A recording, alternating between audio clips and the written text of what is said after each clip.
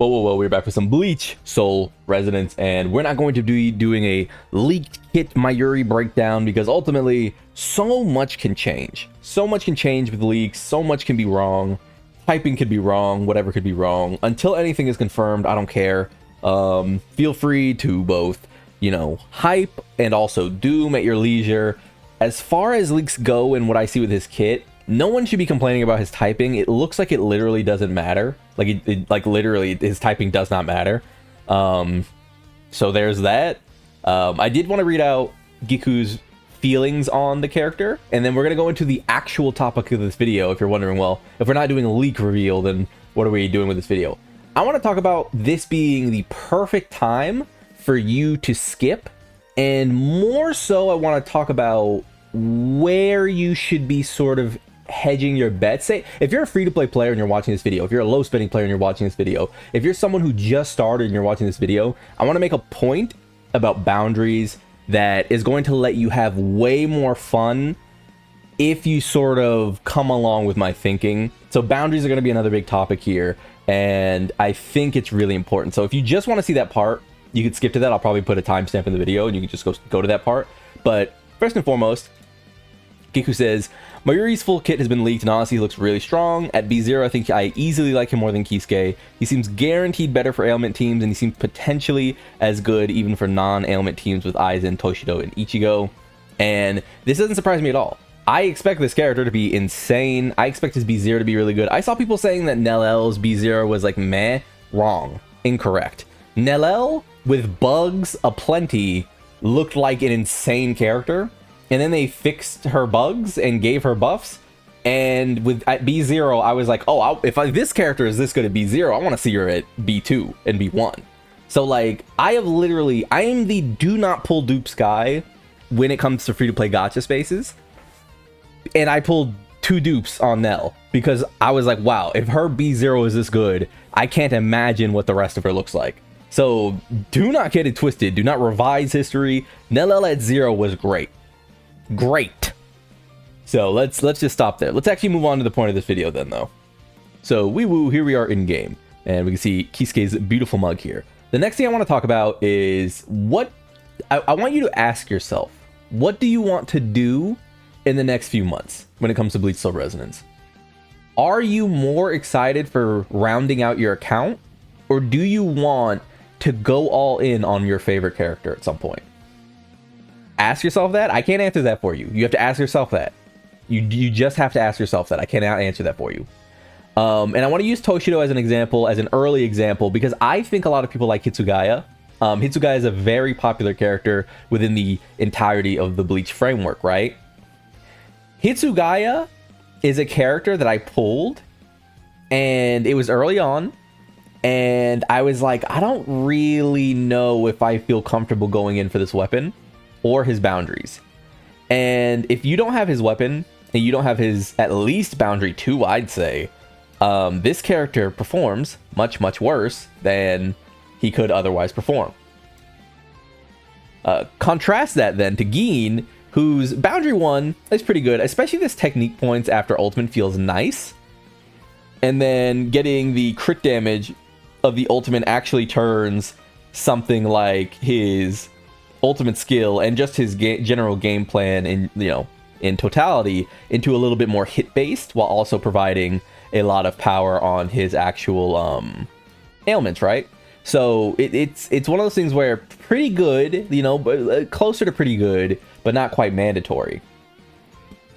Aizen and Nellel, I would say that at B0, Nellel is the strongest character in the game, and at B2 she's the strongest character in the game. And then, beyond that, we can start having conversations about other characters. But I am a free-to-play channel, so I don't really talk about B4, B5, B6, right? What I want to talk about is B1 Kenpachi, who, with 1 boundary, you feel this so much. But at 2 boundaries, oh, baby, now you start talking. Because what 2 boundary does for this DPS character, and mind you, I said DPS character, not sub-DPS, not support. Because DPS characters seem to, by and large, need their boundaries more than supports. That seems obvious, I know, but we do need to talk about it. So, in your mind, we at least kind of have an idea that Grimjaw, Okiera, Vastalord Ichigo, etc., will probably be DPS characters. If they are DPS characters, would you really want to risk going into dupes for someone like, you know, Mayuri or some other support? Even someone like Nellel, who is fine at 0, fine at 1. Right? Like really strong at 0, really strong at 1. Because when people tell you things like, well, you know, B0 Nellel really doesn't hold a candle to B4 Aizen, it's like, well, yeah, duh. Obviously, right?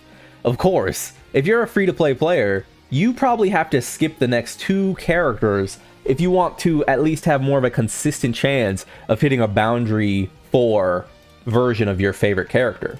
Now, a Boundary 4 version of Kenpachi gives him Sever attack damage. But a Boundary 4 version of Nellel gives her huge amounts of crit rate and critical damage. This is something we see with the supports.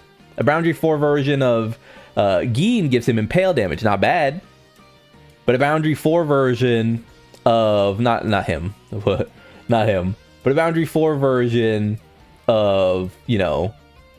someone like Aizen is giving him his counter attack. 6 is giving him crit rate ×2. Like, we sort of understand that the supports, at least, are not made equal in that way.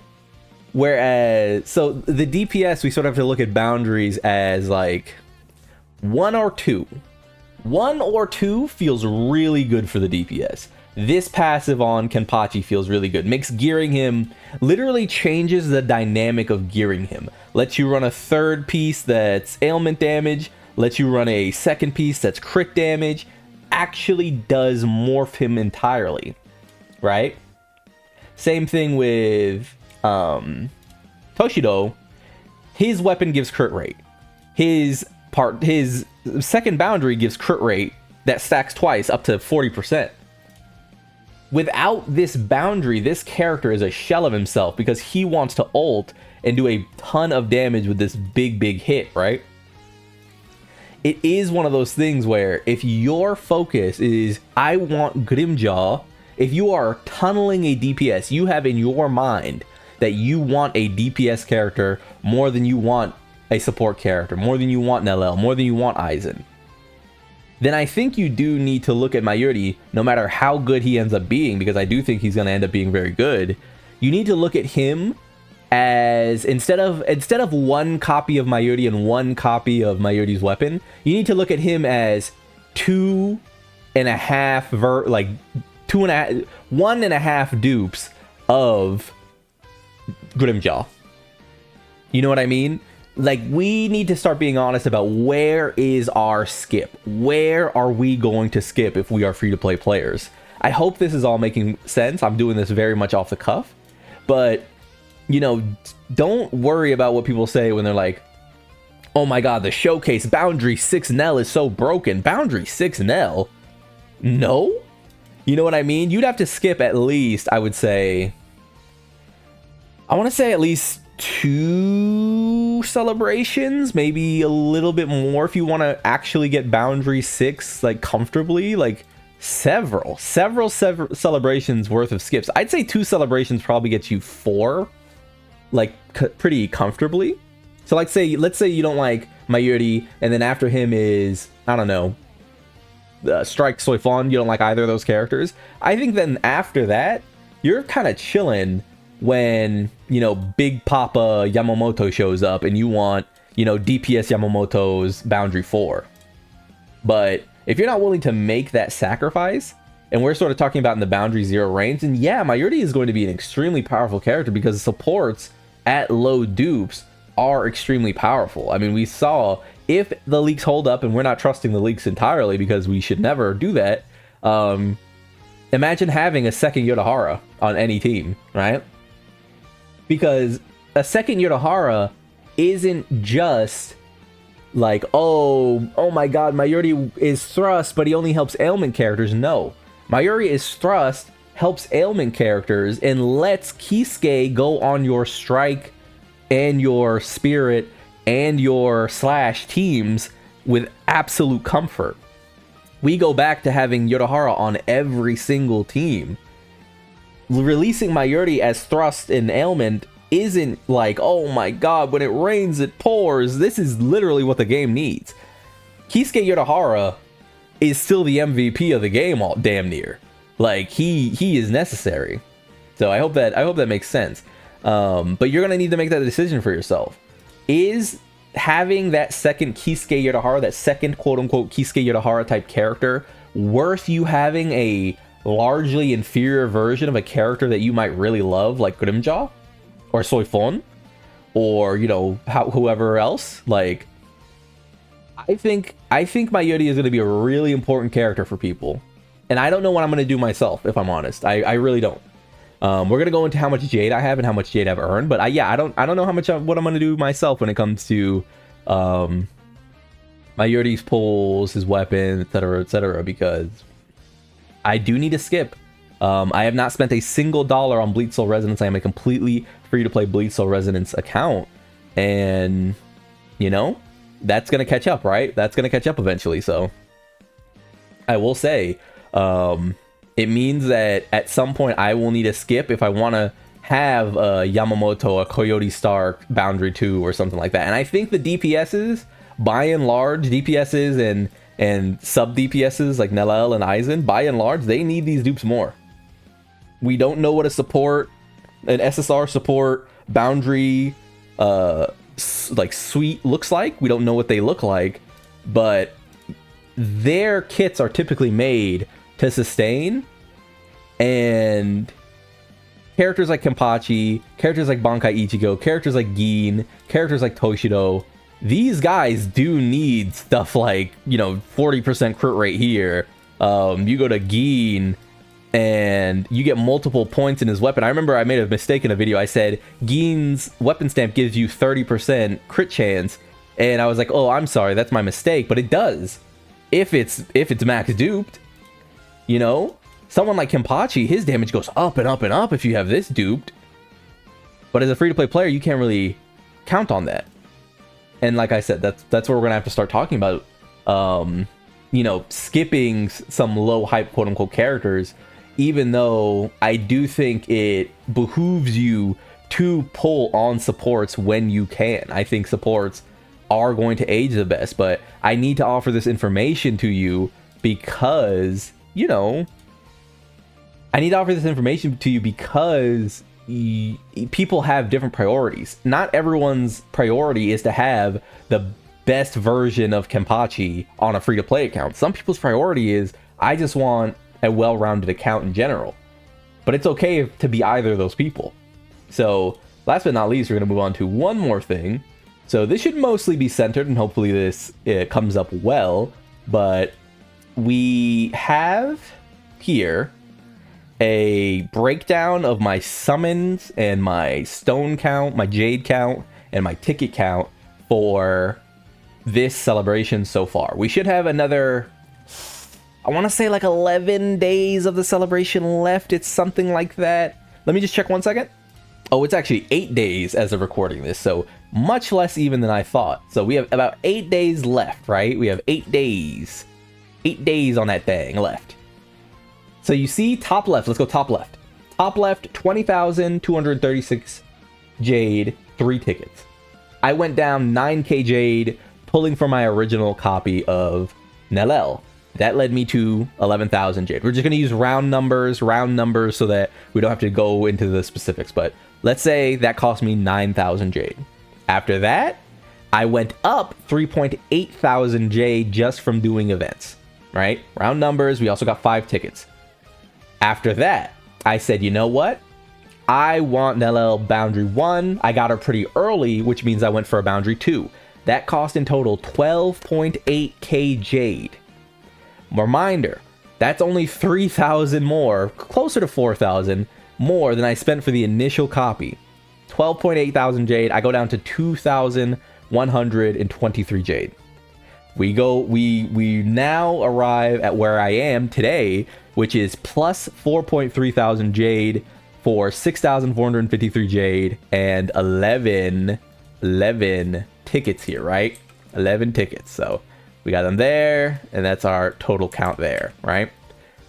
In total, then, we have made 6.3k Jade and 1,760 Jade in tickets, because we have 11 tickets, right? That is where we stand currently. That's not the total sum of Jade that we've gotten over the course of the event, of course, right? Because if that was the case, I wouldn't be deducting. I would just add up the total amount that I've gotten, right? So that is where we are. In total, we have our net worth, or our sum, or whatever, of Jade after doing the pulls and recouping and doing more pulls and recouping is about 6.3k Jade. Now, imagine if I take this 6.3k Jade and I take this 12.8 Jade I spent, and I take this 4,000 Jade I spent, and I take this 4,000 Jade I spent, right? Or I gained, rather. And I go up to, what is it? It would be 8.1, and then 8.112 is 20,000 more, and then you could see how it just like rolls into itself, right? Like if I don't use any of this stuff coming out of these events, if I don't use any of this stuff in Mayuri's event, then you could see how faster and faster we start building up that backlog for someone like Grimmjow, right? We start building up that backlog for someone like Soifon, for someone like Vassal or Ichigo, for someone like Yamamoto or something. So while I'm not saying that Mayuri's not worth pulling because we don't know his kit, and I think that he will be worth pulling, you as a free-to-play player, if you rerolled for Aizen, then you grabbed Nell, and maybe you grabbed the dupe, and then you got both of their weapons, and you did this and you did that, you need a skip. You need at least one. And this might be the one coming up, just because Mayuri, I know for a lot of people, is not the most hyped character in the world, so it's worth considering. It is all of this just for your consideration, right? Because this page is going to be staring us down soon, you know? And what I might end up doing is, I do have these 11 tickets. I'll probably spend those when Mayuri comes out. I have these 5 tickets. Over the course of his celebration, we'll get more tickets. I'll probably pop in on there. If I get him for free, I'll probably end up pulling on his weapon. But yeah, I'll have to see what he actually looks like, because this is as low as I've ever been 8 days away going into a new banner. And it's not where I want to be, especially with half anniversary approaching. It's approaching. It's coming. Okieta, Shunsui, Vasto Lord Ichigo, blah, blah, blah. These are characters that I might really, really want, you know, coming out. So yeah, that's my plan. That's my like soft plan. That's my soft cope session for why we might be skipping the next one. And yeah, hope you guys enjoyed it. I'll remind you to like if you like the video, subscribe to the club. We all go make it, and peace.